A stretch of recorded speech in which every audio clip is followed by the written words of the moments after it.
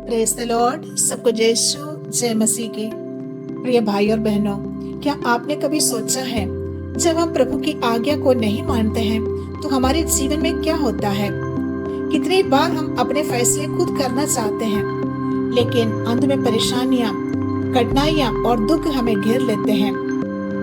आज हम बाइबल से एक अद्भुत कहानी को देखेंगे, भविष्यवक्ता योना की कहानी।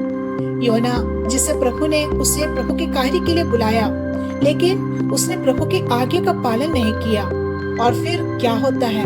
वो 3 दिन और 3 रात एक बड़ी मछली के पेट में चले जाते हैं। आखिर प्रभु ने उसे ऐसे क्यों होने दिया और हमें इस घटने से क्या सीखना चाहिए? अगर आप ये पूरे संदेश ध्यान से सुनेंगे तो निश्चय ही प्रभु आपसे व्यक्तिगत रूप से बात करेंगे। तो आइए हम साथ मिलकर योना की शिक्षा पर गहराई से मनन चिंतन करेंगे। योना एक भविष्यवक्ता था। प्रभु ने उसे कहा, तुम उठो, निनवे नगर में जा और वहां जाकर मेरे वचन का प्रचार कर। लेकिन योना ने क्या किया? निनवे जाने के बजाय वो उल्टी दिशा में भाग गया। उसने जहाज पकड़ा और सोचा, मैं प्रभु की योजना से बच जाऊंगा। लेकिन क्या मनुष्य प्रभु से छुप सकता है? बिल्कुल नहीं। उस समय समुद्र में तूफान उड़ता है और नाव डूबने लगता है और नाविक लोग डर जाते हैं। और जब उन्हें पता चला कि योना प्रभु की आज्ञा का उल्लंघन करके भाग रहा है, तो उन्होंने उसे समुद्र में फेंक देते हैं।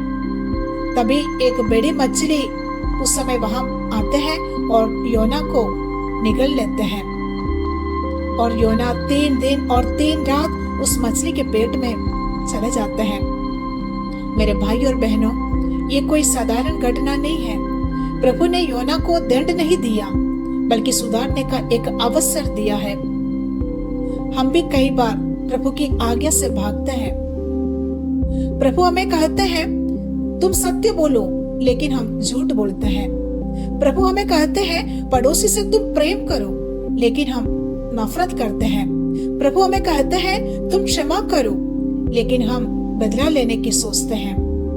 और जब हम प्रभु की आज्ञा का उल्लंघन करते हैं तो हमारे जीवन में तूफान आता है।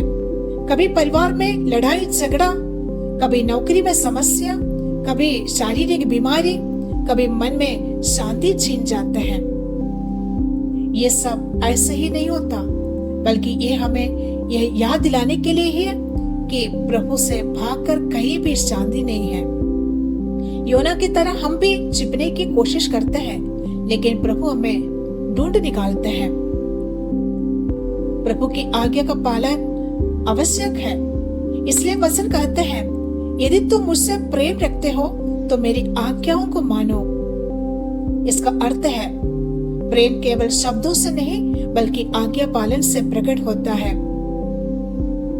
प्रभु दंड नहीं देता, वो हमें सुधारने के लिए एक मौका देता है। इसलिए वचन बताते हैं, इब्रानियों के पत्र में बताते हैं, क्योंकि प्रभु जिसे प्रेम करता है उसे ताड़ना भी देता है। मछली का पेट योना के लिए एक जेल नहीं था, वो एक प्रार्थना के एक स्थान बन गया था। पश्चाताप करने के एक अवसर वहां पर उसे मिलता है। तब योना ने उस मछली के पेट से अपने परमेश्वर यहोवा से प्रार्थना करते हैं। 3 दिन तक योना ने प्रार्थना की और प्रभु ने उसकी सुन ली। मछली का पेट एक प्रतीक है, अंधकार का प्रतीक, अकेलापन का प्रतीक, निराशा का प्रतीक। लेकिन वहीं पर प्रभु उपस्थित थे। मेरे भाई और बहनों, जब आप अपने जीवन के अंधकार में होते हैं, जब सब कुछ टूटता हुआ लगता है, तो मत डरना, प्रभु वही आपके साथ है। योना ने समझ लिया कि प्रभु से भागकर जीवन नहीं जी सकते, और उसने प्रार्थना की। तब प्रभु ने उसे बाहर निकाला। यही हमारा आत्मिक यात्रा है। कभी हम गिरते हैं, कभी हम भागते हैं, लेकिन प्रभु हमें फिर से उठाते हैं। आज्ञा का पालन करें। समस्याएं दंड नहीं, अवसर है। प्रार्थना ही मार्ग है। पश्चाताप से नया जीवन मिलता है। प्रभु यीशु मसीह की झलक वहां पर दिखता है। प्रभु के मार्ग से भागने का कोई लाभ नहीं। मछली का पेट सुधार का एक स्थान था।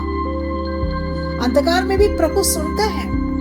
योना ने प्रार्थना की और प्रभु ने उसे बाहर निकाला।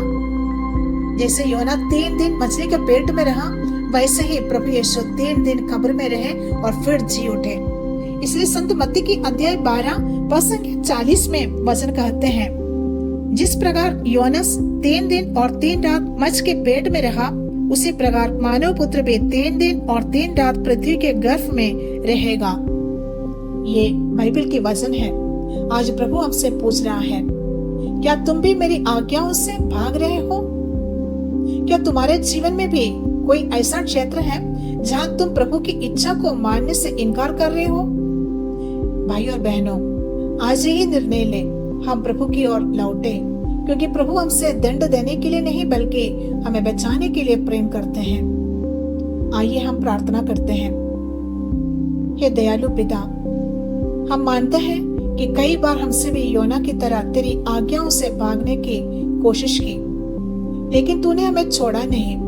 हमारे जीवन में चाहे कितना भी तूफान आए, तू हमें थाम ले।